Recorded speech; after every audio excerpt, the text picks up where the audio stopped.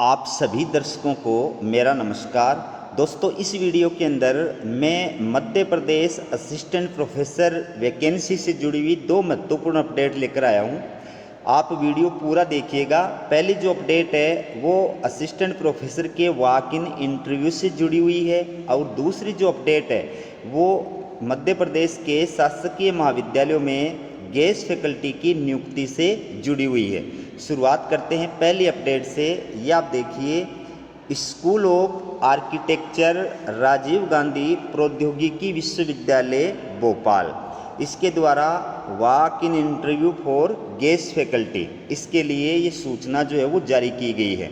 तो इस विश्वविद्यालय में और गेस्ट फैकल्टी की नियुक्ति के लिए वॉक इन इंटरव्यू आयोजित किए जा रहे हैं। तो applications are invited from eligible candidates for the guest faculty in school of architecture Rajiv Gandhi Proudyogiki Vishwavidyalaya Bhopal. तो इस विश्वविद्यालय के द्वारा योग्य अभ्यर्थियों से निर्धारित प्रारूप में गेस्ट फैकल्टी के पदों के लिए आवेदन फॉर्म आमंत्रित किए गए हैं। Interested candidates along with all the relevant original documents including one set of self-attested copies and one photograph may attend walk-in interview in the office of School of Architecture RGPV Bhopal on 10 September 2025 at 10 AM। तो जो भी अभ्यर्थी इस walk in interview में शामिल होने के इच्छुक हैं वो क्या करें, अपने सारे जो ओरिजिनल डॉक्यूमेंट है, ठीक है, जिसमें शैक्षणिक डॉक्यूमेंट आ गए, आपकी अंक तालिका आ गई, सर्टिफिकेट आ गए, उपाधि आ गई।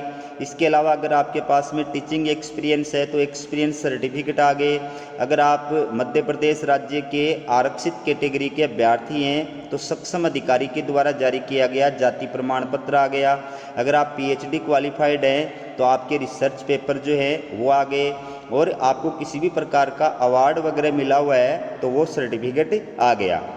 ये सभी जो सर्टिफिकेट हैं ये आपको ओरिजिनल प्लस इनका एक सेल्फ अटेस्टेड फोटोकॉपी का सेट, ये दो चीज़ें लेकर के आपको 10 सितंबर 2025 को प्रातः 10 बजे वॉक इन इंटरव्यू के लिए उपस्थित होना है। स्थान का नाम क्या है? School of architecture Rajiv Gandhi Proudyogiki Vishwavidyalaya Bhopal, इसका जो ऑफिस है यहाँ पर आपको वॉक इन इंटरव्यू के लिए उपस्थित होना है। ठीक है, तो इन पदों के लिए क्या क्वालिफिकेशन है, कौन कौन से विषयों के लिए या फैकल्टी के लिए ये वॉक इन इंटरव्यू जो है वो आयोजित किए जा रहे हैं, ये आप देखिए। तो सबसे पहले देखिए मिनिमम क्वालिफिकेशन, और इसमें आर्किटेक्चर के लिए क्या क्वालिफिकेशन बताई गई है? बीआर्च अथवा फर्स्ट क्लास और equivalent grade and 3 years of relevant professional experience, या तो आपके पास में ये होना चाहिए, या फिर बीआर्च एंड एमआर्च और equivalent master degree in and allied field with first class और equivalent grade in any one of the 2 degrees and 1 year of relevant professional experience। ये दोनों में से आपके पास में कोई भी अगर है तो यहाँ पर आप आर्किटेक्चर के लिए अप्लाई कर सकते हैं, वॉक इन इंटरव्यू में शामिल हो सकते हैं। दूसरा जो फैकल्टी है ये है सिविल इंजीनियरिंग। इसमें कौन अभ्यर्थी अप्लाई कर सकता है या इंटरव्यू के अंदर शामिल हो सकता है? जिसके पास में बीई या BTech in civil engineering, civil engineering में या तो आपके पास में बीई या बीटेक की डिग्री होनी चाहिए, और साथ में आप एमई या एमटेक होने चाहिए, या फिर इंटीग्रेटेड एमटेक होने चाहिए। तो यहाँ पर संबंधित विश्वविद्यालय के द्वारा ये क्लियर कर दिया गया है कि ये जो गेस्ट फैकल्टी की पोस्ट है ये पूरी तरह से अस्थायी है, टेम्परेरी प्रकृति की है, और फिलहाल सिर्फ 1 सेमेस्टर के लिए इस सब्जेक्ट में आपकी नियुक्ति की जा रही है। लेकिन विश्वविद्यालय चाहे तो अगले सेमेस्टर के लिए भी आपके परफॉर्मेंस को देखते हुए आपकी अवधि को आगे बढ़ाया जा सकता है। ठीक है, यहाँ पर आपको गेस्ट फैकल्टी के रूप में कितना मानदेय जो है वो प्रदान किया जाएगा, तो यहाँ पर क्लियर कर रखा है एक दिन के 2000 रुपये आपको मानदेय प्रदान किया जाएगा, और मैक्सिमम जो मानदेय होगा एक मंथ का वो 50,000 रुपये होगा। एक मंथ के आपको मैक्सिमम 50,000 रुपये प्रदान किए जाएंगे। ठीक है, तो जो भी अभ्यर्थी यहाँ पर भाग लेना चाहता है वो यहाँ पर भाग ले सकता है। ये वैकेंसीज की डिटेल है जिसमें गेस्ट फैकल्टी इन आर्किटेक्चर, इसमें टोटल 7 पोस्ट बताई गई हैं। Guest faculty in civil engineering, इसमें 1 पोस्ट बताई गई है। तो जो योग्य अभ्यर्थी हैं वो यहाँ पर वॉक इन इंटरव्यू में शामिल हो सकते हैं। अब बात करते हैं जो मध्य प्रदेश के सरकारी महाविद्यालय हैं उसमें जो गेस्ट फैकल्टी का चयन किया जाना है उससे जुड़ी हुई अपडेट पर। दोस्तों, अगर आप मध्य प्रदेश के शासकीय महाविद्यालयों में अतिथि शिक्षक के पद पर कार्य करने के इच्छुक हैं तो ये न्यूज़ आपके लिए बहुत यूजफुल है। आपको बता दूं कि मध्य प्रदेश के जो शासकीय महाविद्यालय हैं उसमें असिस्टेंट प्रोफेसर के जो खाली पद हैं उन पदों पर अतिथि विद्वानों की यानी गेस्ट फैकल्टी की नियुक्ति की जानी है। तो हाई कोर्ट ने इसके लिए 4 कैटेगरी जो है वो निर्धारित की थी। अतिथि फैकल्टी का चयन करने के लिए हाई कोर्ट ने आदेश दिया था कि 4 कैटेगरी जो है उसके आधार पर मेरिट लिस्ट बनाई जानी चाहिए। कौन कौन सी 4 कैटेगरी बताई थी? पहली कैटेगरी के अंदर उन अभ्यर्थियों को शामिल किया जाएगा जो नेट, सेट, स्लेट और साथ में पीएचडी क्वालिफाइड है। दूसरी कैटेगरी के अंदर उन अभ्यर्थियों को शामिल किया जाएगा जो यूजीसी यानी विश्वविद्यालय अनुदान आयोग या सीएसआईआर के द्वारा आयोजित नेट, सेट या स्लेट जो स्टेट पात्रता परीक्षा होती है, राष्ट्रीय पात्रता परीक्षा होती है, वो क्वालिफाइड होते हैं। तीसरी कैटेगरी के अंदर ऐसे अभ्यर्थियों को शामिल किया जाएगा जो या तो पीएचडी क्वालिफाइड है या एमफिल क्वालिफाइड है, ठीक है। और चौथी कैटेगरी के अंदर उन अभ्यर्थियों को शामिल किया जाएगा जो सिर्फ पीजी क्वालिफाइड हैं, जो मास्टर डिग्री के बेस पर अतिथि विद्वानों के लिए आवेदन करने के इच्छुक हैं, ठीक है। तो इसको लेकर के क्या अपडेट है वो आप देखिए। उम्मीदवार बोले अतिथि विद्वानों के चयन के लिए 4 कैटेगरी बनाने का आदेश अब तक जारी नहीं किया गया। 2 माह पहले शुरू हो चुका नया सत्र नहीं भरे जा सके अतिथि विद्वानों से खाली पद। 11 से होगी चॉइस फिलिंग। उम्मीदवारों से चॉइस फिलिंग जो है वो किस तारीख से मांगी जा रही है? 11 सितंबर से मांगी जा रही है। तो ये पूरी जो न्यूज़ है वो आप एक बार देखिए। सरकारी कॉलेजों में नया शैक्षणिक सत्र 1 जुलाई से शुरू हो चुका है, लेकिन अब तक प्रोफेसर्स के खाली पदों पर अतिथि विद्वान नियुक्त नहीं किए जा सके हैं। कॉलेज प्राचार्यों का कहना है कि उच्च शिक्षा विभाग की यह प्रक्रिया बहुत धीमी है।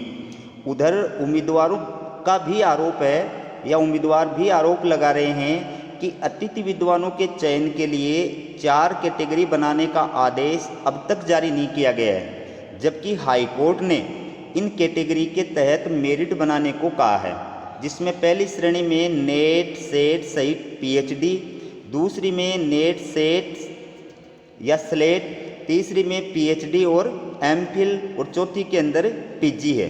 इसके अनुसार अतिथि विद्वानों की नियुक्ति के लिए पहली प्राथमिकता उन उम्मीदवारों को मिलनी चाहिए जिन्होंने नेट या सेट क्वालिफाई करने के साथ पीएचडी की डिग्री भी प्राप्त कर ली है।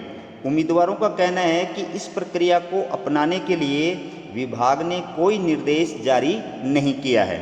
रिक्त पदों की स्थिति 10 सितंबर तक अपडेट करने के निर्देश। देखिए, उच्च शिक्षा विभाग ने सत्र 2025-26 के लिए अतिथि विद्वानों के आमंत्रण की प्रक्रिया एक और शेड्यूल जारी कर दिया है। अब सभी शासकीय महाविद्यालयों में कार्यभार के आधार पर रिक्त पदों की स्थिति 10 सितंबर तक अपडेट करने के निर्देश दिए गए हैं। रजिस्टर्ड आवेदक अर्हता अपडेट कर सत्यापित करा सकेंगे। 11 से 21 सितंबर तक वर्तमान में एक ही कॉलेज में 1 साल से अधिक समय से कार्यरत अतिथि विद्वानों को स्थान परिवर्तन का विकल्प भरने का अवसर मिलेगा। अन्य सत्यापित आवेदकों को भी अपनी पसंद का विकल्प देने का मौका रहेगा। 23 सितंबर को वरीयता के आधार पर अतिथि विद्वानों का आवंटन किया जाएगा और 23 से 26 सितंबर तक आवंटित विद्वान संबंधित कॉलेजों में कार्यभार ग्रहण करेंगे।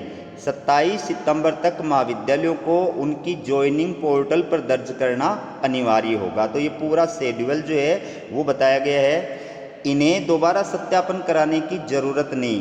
किन अतिथि व्याख्याताओं को दोबारा सत्यापन कराने की आवश्यकता नहीं है? देखिए, विभाग के अनुसार पूर्व में सत्यापित आवेदकों को यदि उनकी अर्हता में कोई परिवर्तन नहीं है तो उन्हें दोबारा सत्यापन की आवश्यकता नहीं होगी।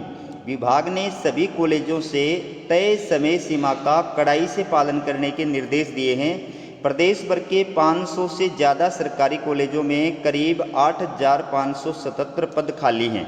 ये professor, assistant professor, sports officer, librarian के पद हैं और इनके विरुद्ध गेस्ट फैकल्टी रखी जानी है।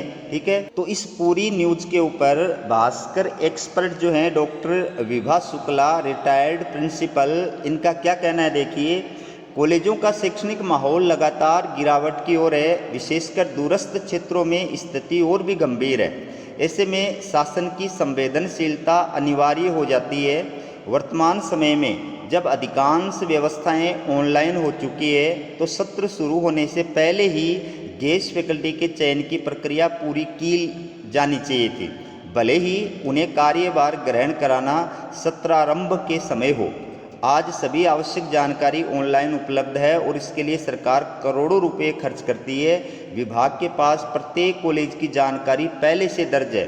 साथ ही ट्रांसफ़र और पोस्टिंग की प्रक्रिया भी विभाग स्तर पर संपन्न होती है। इसलिए संबंधित ओएसडी को कॉलेजों पर निर्भर न रहकर तत्परता से कार्रवाई करनी चाहिए ताकि छात्रों को शैक्षणिक हानि न उठानी पड़े।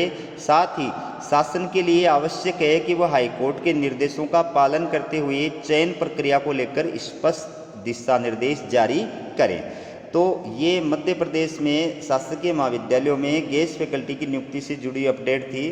आपको अपडेट कैसी लगी कमेंट करके ज़रूर बताइएगा। वीडियो देखने के लिए आप सभी का बहुत बहुत धन्यवाद।